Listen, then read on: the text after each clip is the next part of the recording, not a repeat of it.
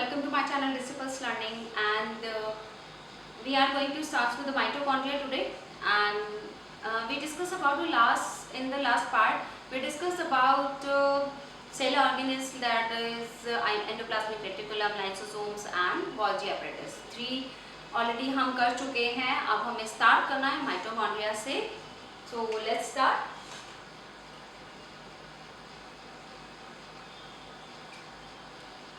Mitochondria, इसका structure कैसा होता है? माइटोकॉन्ड्रिया का स्ट्रक्चर होगा कुछ इस तरीके से होता है. इसका स्ट्रक्चर, ऊपर की एक मेम्ब्रेन होती है, एक ये मेम्ब्रेन है और इस तरीके से ये ऐसे फोल्डेड होती है. ये इनर मेम्ब्रेन होती है इसकी, इस तरीके से फोल्डेड होती है. ठीक है. तो ये जो आउटर मेम्ब्रेन है ये होती है पोरस, ये पोरस होती है, और ये इनर मेम्ब्रेन इसकी होती है डीपली फोल्डेड. ये होती है डीपली फोल्डेड. ये आउटर मेम्ब्रेन है, आउटर मेम्ब्रेन, और ये वाली होती है इनर मेम्ब्रेन. तो ये तो हो गई इसके स्ट्रक्चर की बात. थोड़ा सा इसका इंट्रोडक्शन देखते हैं. इंट्रोडक्शन में क्या है, ये क्या होता है? डबल मेम्ब्रेन ऑर्गेनेल है. माइटोकॉन्ड्रिया क्या होता है? डबल मेम्ब्रेन ऑर्गेनेल होता है. डबल मेम्ब्रेन ऑर्गेनेल जैसे हमने स्ट्रक्चर में देखा है, डबल मेम्ब्रेन है. ठीक है. इसके पास खुद का डीएनए होता है. तो it has its own DNA. इसके बाद खुद का डीएनए भी है. और क्या होता है? इसके राइबोसोम्स भी होते हैं, राइबोसोम्स. एंड ये क्या होता है? ये कभी कभी खुद के प्रोटीन भी बनाता है. And make its own proteins, its own proteins. ये खुद के प्रोटीन्स भी बना सकता है. अब देखो, सेल में इतनी सारी एक्टिविटीज हो रही है. राइबोसोम्स कोई एक्टिविटी कर रहा है. हमने पढ़ा था कि एंडोप्लाज्मिक रेटिकुलम क्या कर रहा है. Endoplasmic reticulum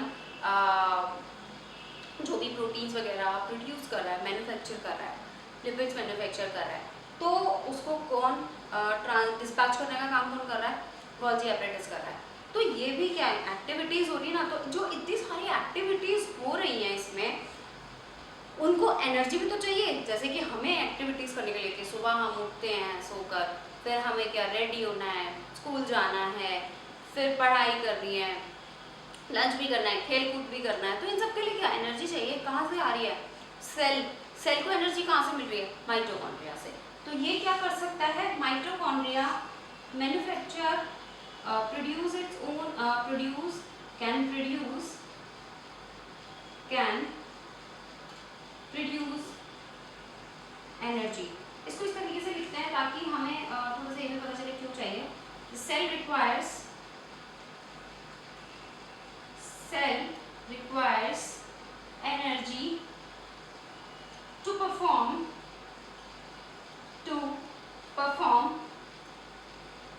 several activities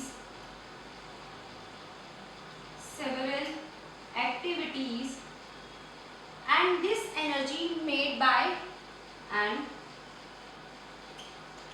energy produced by mitochondria. ये एनर्जी कौन बना रहा है? माइटोकॉन्ड्रिया एनर्जी प्रोड्यूस कर रहा है. ठीक है.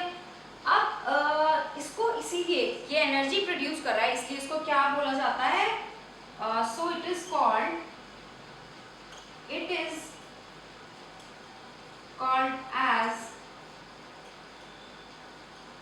Power house of the cell.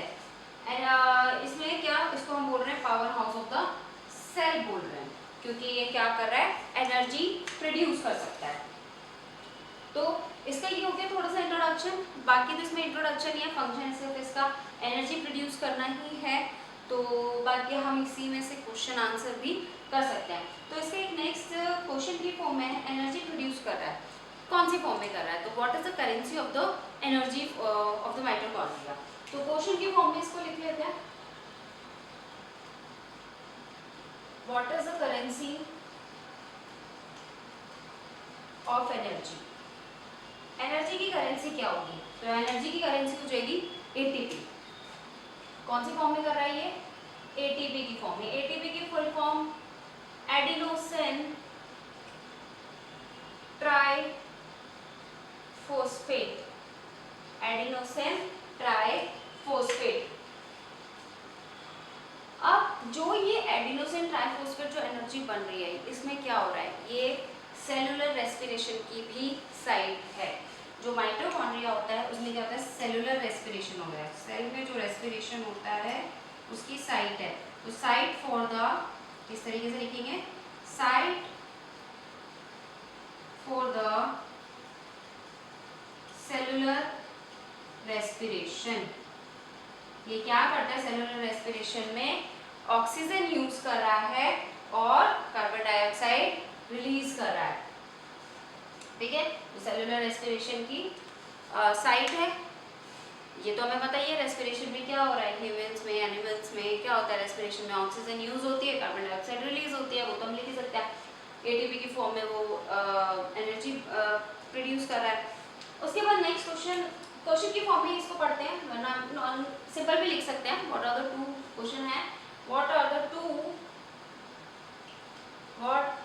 The two membranes, name बताना है आपको उनका। What are the two membranes of mitochondria, mitochondria की टू मेम्ब्रेन कौन सी हैं। स्ट्रक्चर में मैं ऑलरेडी बता चुकी हूँ तो मुझे लिखवाने की जरूरत नहीं है। That is outer membrane is porous and inner membrane is deeply folded, and इस डीपली फोल्डेड मेम्ब्रेन को बोला जाता है क्रिस्टी। इस डीपली फोल्डेड मेम्ब्रेन को हम बोलते हैं, इनर मेम्ब्रेन को क्रिस्टी बोलते हैं। तो आप इसको इंट्रोडक्शन में भी लिख सकते हैं, the inner deeply folded membrane is called as, inner membrane is called inner membrane of the mitochondria is called as cristae, ठीक है। उसके बाद यहाँ पे ये माइटोकॉन्ड्रिया का तो इंट्रोडक्शन सब कुछ खत्म हो गया।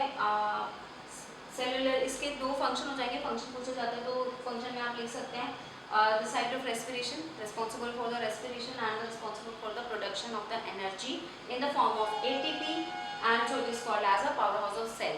एक क्वेश्चन और आता है इसमें, बहुत कॉमन क्वेश्चन है, बहुत बार पूछ लिया जाता है, why mitochondria, why is mitochondria called as powerhouse of the cell, powerhouse of the cell। इसको सेल का पावर हाउस क्यों बोला जाता है, तो इसका आंसर आप लिख सकते हैं, ये इस वाले पॉइंट में आपको मिल जाएगा, ये इसका आंसर हो जाएगा। सेकेंड, इसका आंसर ये वाला हो जाएगा, outer membrane is porous and inner membrane is deeply folded. Okay, next हमें स्टार्ट करना है विद प्लास्टिड्स।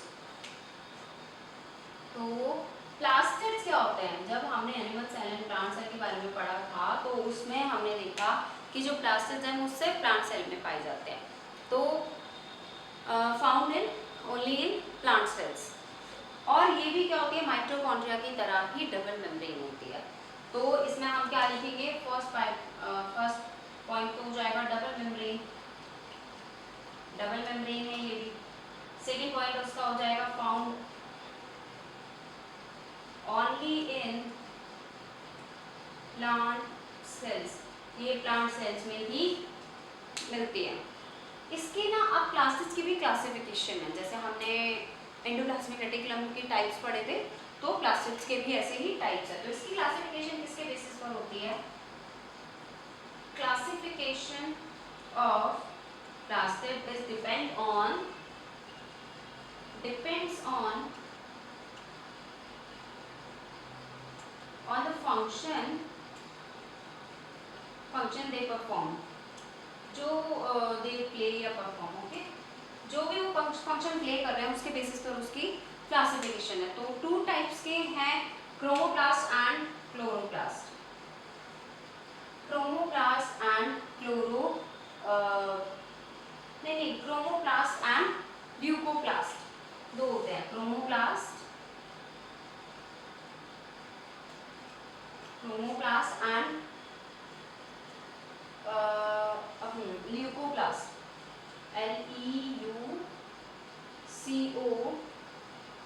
LEUCOPLAST, leucoplast. ये टू टाइप के हैं। इनके फंक्शंस पे डिपेंड करता है कि वो कौन सा फंक्शन प्ले कर रहे हैं, तो उस बेसिस पे इनको क्लासिफाई किया गया है। तो इनको हम डिटेलिंग में स्टार्ट करते हैं। क्रोमोप्लास्ट एंड ल्यूकोप्लास्ट, इन दोनों में डिफरेंस हमें पढ़ना था। क्लासिफिकेशन है इसके फंक्शन से डिपेंड फंक्शन पर डिपेंड कर रहा है इसका क्लासिफिकेशन, क्रोमोप्लास्ट का एंड ल्यूकोप्लास्ट का। तो फंक्शंस और इसमें क्या क्या होता है, ये क्या करते हैं, इसमें क्या होता है, ये सब हम पढ़ेंगे। एज अ डिफरेंस पढ़ते हैं, अलग से भी लिख सकते हैं, ठीक है। तो क्रोमोप्लास्ट में ये क्या होता है, कलर्ड होता है, और ल्यूकोप्लास्ट कलरलेस या वाइट होता है। जो क्रोमोप्लास्ट कलर्ड है उसमें कौन से कलर का पिगमेंट है, उसमें क्लोरोफिल है, और इसमें ऑरेंज एंड येलो पिगमेंट भी होता है, but in the maximum amount is chlorophyll. तो ये हो गया कलर, जिसमें ग्रीन कलर का पिगमेंट है क्लोरोफिल, एंड ये होता है colourless and white. Cause photosynthesis in plant, chromoplast की वजह से फोटोसिंथेसिस हो रहा है, ठीक है। ल्यूकोप्लास्ट में स्टोरेज होती है, ये एज अ स्टोरेज काम कर रहा है, जैसे स्टार्च प्रोड्यूस हुआ है एज अ फूड, तो उसको स्टोर करने का काम कर रहा है। इसमें ऑरेंज एंड येलो पिगमेंट है, अब ये स्टोरेज का काम कर रहा है, तो इसमें स्टोर क्या होगा, स्टार्च, प्रोटीन एंड ऑयल्स। ये जो starch, protein and oil store कर रहा है, इनको कौन करता है, ये अमाइलोप्लास्ट, इलायोप्लास्ट एंड प्रोटीनोप्लास्ट, ये इन तीनों को स्टोर करने का काम करते हैं। तो ये फर्दर डिवाइड हो जाते हैं अमाइलोप्लास्ट, इलायोप्लास्ट एंड प्रोटीनोप्लास्ट। प्रोटीनोप्लास्ट को हम एल्यूरोप्लास्ट भी बोलते हैं। ऐसे ही ये जो क्रोमोप्लास्ट है वो फर्दर डिवाइड हो जाता है किसमें, क्लोरोप्लास्ट में। तो क्लोरोप्लास्ट के बारे में हमने छोटी क्लासेस में पढ़ा है, उसमें हमने इतना डिटेलिंग में नहीं पढ़ा। हमने उसमें क्लोरोप्लास्ट और बेसिकली कि क्लोरोप्लास्ट में क्लोरोफिल होता है, क्लोरोफिल का फंक्शन हमें पता ही है, जो हम बचपन से पढ़ते हुए आ रहे हैं। तो ये जो क्लोरोप्लास्ट है, जिसमें बेसिकली क्लोरोफिल होता है, वो क्रोमोप्लास्ट का ही पार्ट है। क्रोमोप्लास्ट में क्लोरोफिल भी है, ऑरेंज और येलो पिगमेंट भी है, बट जो क्लोरोप्लास्ट है उसमें ग्रीन पिगमेंट है क्लोरोफिल, तो उसके वजह से वो हमें क्या दिखाई देता है, ग्रीन भी दिखाई देता है। इसमें ये पता चल गया फर्दर डिवाइडेड इन तीनों में है, ये क्लोरोप्लास्ट में है। तो इतना डिटेलिंग में एनसीईआरटी में नहीं है, बट ये जो है मैं इनको थोड़ा थोड़ा डिटेलिंग बता दूंगी। क्लोरोफिल के बारे में हमें पढ़ना है, जो क्लोरोप्लास्ट में प्रेजेंट होता है, ठीक है। तो उसको हम लिख लेते हैं, थोड़ा सा लिखते लिखते पढ़ते हैं इसको। फर्स्ट स्टार्ट करते हैं हम क्लोरोप्लास्ट से। क्लोरोप्लास्ट क्या होता है, ये क्या करता है, फोटोसिंथेसिस कंडक्ट कर रहा है किसमें, प्लांट्स में। तो कंडक्ट फोटोसिंथेसिस,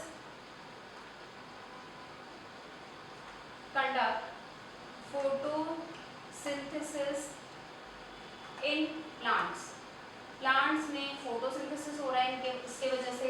और क्या है ये, आप जो क्लोरोप्लास्ट, ये टू वर्ड से मिलके बना हुआ है, क्लोरो प्लस प्लास्ट, तो टू ग्रीक वर्ड्स होते हैं। तो it is derived from the two Greek words, derived from two Greek words, that is कौन से हैं, first is chloro, chloro means green, chloro means green, and जो प्लास्ट है उसका मतलब प्लांट्स, एंड प्लास्ट मीन्स प्लांट्स। तो इसको मतलब क्या हो गया, बेसिकली ग्रीन प्लांट्स, तभी तो क्लोरो प्लास्ट जो है वो ग्रीन प्लांट्स में मिल रहा है। तो ये हो गया, टू ग्रीक वर्ड से ड्राइव हुआ है, chloro plus plast, that means are green and plants, green plants. इसमें और क्या होता है, फोटोसिंथेटिक पिगमेंट होता है, जिसको हम बोल रहे हैं chlorophyll, contain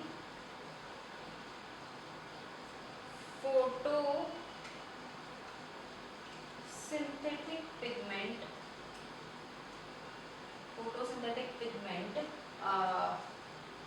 pigment called as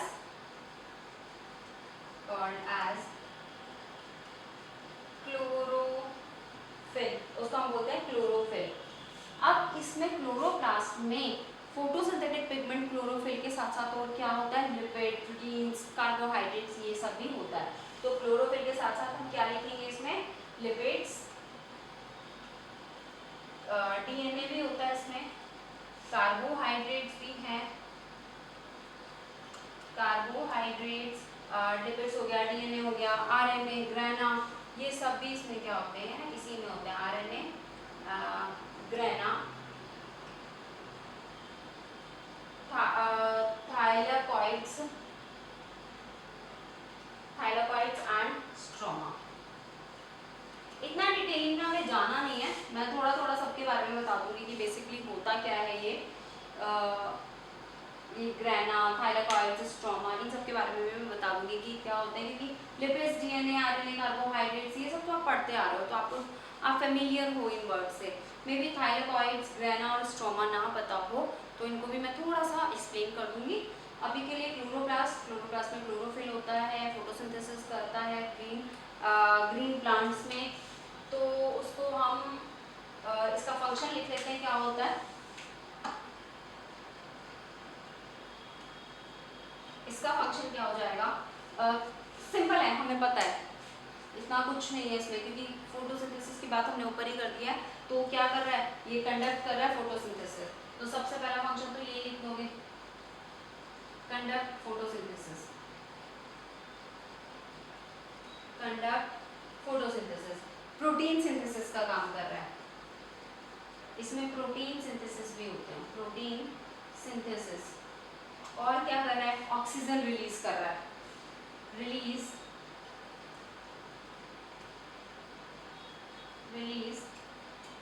oxygen. Next, और क्या कर रहा है, स्टोरेज ऑफ स्टार्च भी इसी में स्टोर होता है, तो स्टोरेज ऑफ स्टार्च। ये फंक्शन हो गया हमारा क्लोरोप्लास्ट का, ये फंक्शन हो गया, इंट्रोडक्शन हो गया। तो क्लासेस में तो काफ़ी कुछ है पढ़ने के लिए। तो ये पहले क्रोमोप्लास्ट और ल्यूकोप्लास्ट में उसकी क्लासिफिकेशन, उसके बाद जो क्लासिफिकेशन में क्रोमोप्लास्ट में आता क्लोरोप्लास्ट, वो हमने थोड़ा सा डिटेलिंग में कर लिया है। इसके बाद आ जाता है, इन तीनों को भी देख लेते हैं, यहीं पर मैं करा देती हूँ, अमाइलोप्लास्ट,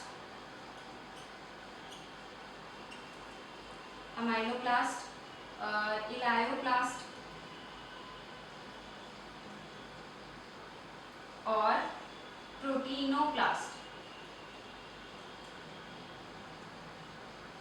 इन तीनों के बारे में भी हमें पढ़ना है, ठीक है।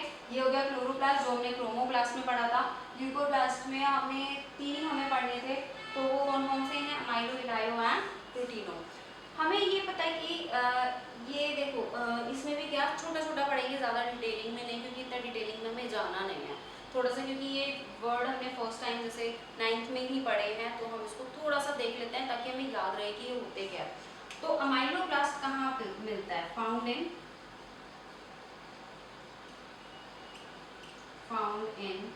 ट्यूबर्स में हमें मिलता है, और कॉटिलिडन्स में मिलता है। कॉटिलिडन्स आपको पता है क्या होते हैं, ट्यूबर्स भी पता होगा। कॉटिलिडन्स एंड ये किसमें, एंडोस्पर्म्स में, एंडोस्पर्म्स, इनको भी सबको हम डिटेलिंग में ना 9th क्लास में, ये हमारा आगे चैप्टर है तो उसमें हम पढ़ लेंगे। इसका फंक्शन क्या होता है, कहाँ मिलता है, वो हमने लिख लिया। फंक्शन क्या है इसका, स्टार्च को स्टोर करने का, तो स्टोर स्टार्च, ये क्या करता है, स्टोर करता है स्टार्च को, स्टोर स्टार्च। इलायोप्लास्ट का क्या काम है, ये कहाँ पे मिलता है, सेम तीनों में ही ऐसे लिखेंगे। तो इलायोप्लास्ट हमें मिलता है एपिडर्मल सेल्स में, फाउंड इन एपिडर्मल सेल्स। और क्या काम करता है, स्टोर ऑयल को स्टोर करने का काम ये करता है, ठीक है। लास्ट है प्रोटीनोप्लास्ट, जो इसके फंक्शंस, ल्यूकोप्लास्ट के जो फर्दर डिवीजन थी, 2 हम पढ़ चुके हैं। लास्ट प्रोटीनोप्लास्ट, इसके तो नाम से समझ में आ रहा है कि प्रोटीन को स्टोर करता होगा। तो ये मिलता कहाँ पे है, वो हम लिख लेते हैं सीड्स में और नट्स में ये मिलता है। तो found in seeds and nuts क्या करता है, स्टोर करता है प्रोटीन को। अच्छा इसको आप कैसे याद कर सकते हो, आजकल है ना आपने अच्छा पढ़ा होगा कि कौन सी जैसे पल्सेस होते हैं या कोई और जो होते हैं, देखो ये कॉटिलेडन्स में मिलता है, जो इसमें स्टार्च है, जो कॉटिलेडनस प्लांट्स हैं जो हम खाते हैं, जैसे राजमा हो गए, और क्या होते हैं,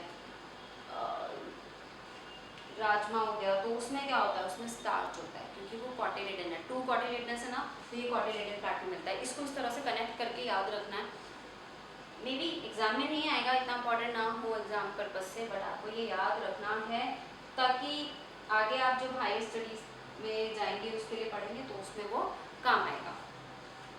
ऐसे ही एपिडर्मल सेल्स में तो ऑयल है, जहाँ पे भी आप जिस भी आप याद रख सकते हैं कि जिस जहाँ से भी हमें ऑयल मिल सकता है, जैसे मस्टर्ड होता है तो क्या एपिडर्मल सेल्स में है कहीं ना कहीं। ये सीड्स एंड नट्स, उसमें प्रोटीन ज़्यादा होता है, ठीक है, तो जिन चीज़ों में प्रोटीन ज़्यादा है वो क्या सीड्स और नट्स में मिलता है ज़्यादा प्रोटीन, तो वो वहीं पर स्टोर होता है। तो प्रोटीनोप्लास्ट प्रोटीन को स्टोर कर रहा है, इलायोप्लास्ट ऑयल को, अमाइलोप्लास्ट स्टार्च को। कहाँ पे मिलता है, ट्यूबर्स, कॉटिलेडन्स एंड एंडोस्पर्म्स में। इलायोप्लास्ट मिलता है एपिडर्मल सेल्स में, प्रोटीनोप्लास्ट मिलता है सीड्स एंड नट्स में।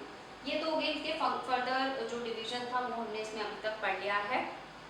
नेक्स्ट थोड़ा सा इंट्रोडक्शन में इसका दे देती हूँ, थोड़ा सा मैं इसको बता देती हूँ क्या होता है ग्रेना, थाइलेकॉइड एंड स्ट्रोमा क्या होता है, तो इनको भी हम थोड़ा सा पढ़ लेते हैं, इतना जाना नहीं है हमें डिटेलिंग में, बट आपने जैसे फर्स्ट टाइम नेम आए हैं तो उसको भी जानना ज़रूरी है कि बेसिकली क्या है। अदरवाइज क्या होता है कि हम नेम भूल जाते हैं, जब तक हमें उसके बारे में पता नहीं है ना तो हम भूल जाते हैं। जैसे आपके साथ पर्सन के साथ भी होता होगा ना, किसी से आप मिले, उसका नाम पूछा, बट आपको उसके बारे में इतना कुछ पता नहीं है, तो आप कुछ टाइम बाद उसको भूल जाओगे, ध्यान नहीं दोगे। बट जब आपको किसी चीज़ के बारे में थोड़ा सा भी पता होगा ना तो आपको कहीं ना कहीं थोड़ा सा याद रहेगा कि हाँ ये चीज़ थी तो मुझे याद रहेगी, है ना, तो उसको भी जानना ज़रूरी है। तो इसलिए हम उनको भी थोड़ा सा देख लेते हैं कि क्या होगा। थाइलेकॉइड्स, स्ट्रोमा एंड ग्रेना, इसके बारे में थोड़ा हमें पढ़ना था, थोड़ा सा डायग्राम से समझा दूंगी ताकि इजीली आपको समझ में आ जाए। जो ये यूज होते हैं, इनका यूज किसमें है, light dependent reaction in photosynthesis. Short में मैंने एनडीआरपी लिख दिया ताकि बार बार हमें इजी हो जाए थोड़ा, ठीक है। तो लाइट डिपेंडेंट जो रिएक्शन है फोटोसिंथेसिस की, मतलब फोटोसिंथेसिस जो हो रही है उसमें जो लाइट डिपेंडेंट रिएक्शन है, जब लाइट आ रही है उस पर डिपेंड कर रही है जो रिएक्शन, उसमें thylakoid, stroma and grana use होते हैं। तो जो थाइलेकॉइड होते हैं वो पिलो शेप कंपार्टमेंट्स हैं, अलग अलग हैं, जैसे कि इस तरीके से देखो, ये पिलो शेप के कंपार्टमेंट्स होंगे, ठीक है, ये होते हैं थाइलेकॉइड्स। ये किसके अंदर ये हो गए थाइलेकॉइड्स पिलो शेप। ये किस में यूज होते हैं, light dependent reaction in photosynthesis जो हो रही है एलडीआरपी, इन्हीं में होता है। जो रिएक्शन हो रही है वो इन्हीं के अंदर है, जो पिलो शेप स्ट्रक्चर है थाइलेकॉइड्स उसके अंदर वो रिएक्शन हो रही है। स्ट्रोमा क्या होता है, फ्लूइड फिल्ड मैट्रिक्स, ये मैट्रिक्स है फ्लूइड फिल्ड। तो इस तरीके से ये मैट्रिक्स होगी, इसको मैं हटा देती हूँ यहाँ से, एक मैट्रिक्स है सपोज इस तरीके से है ये पूरा, ठीक है। तो ये हो गया स्ट्रोमा, ये हमारा हो जाता है स्ट्रोमा, दिस इज स्ट्रोमा, इसके अंदर थाइलेकॉइड्स है। बट अभी थाइलेकॉइड्स को ड्रॉ करने के लिए पहले ग्रेना देख लेते हैं क्या होते हैं, स्टैक्स ऑफ थाइलेकॉइड्स, स्टैक्स है वो थाइलेकॉइड्स के। तो उसमें क्या करना है, इसका मतलब कि वो इस तरीके से अरेंज है, ठीक है, वो सारे इस तरीके से अरेंज है, उसका स्टैक बना हुआ है, ठीक है। बहुत सारे होते हैं इसके अंदर, स्ट्रोमा के अंदर ऐसे ऐसे प्रेजेंट होते हैं, ठीक है। तो ये स्टैक्स हो गए किसके, थाइलेकॉइड्स के, ग्रेना।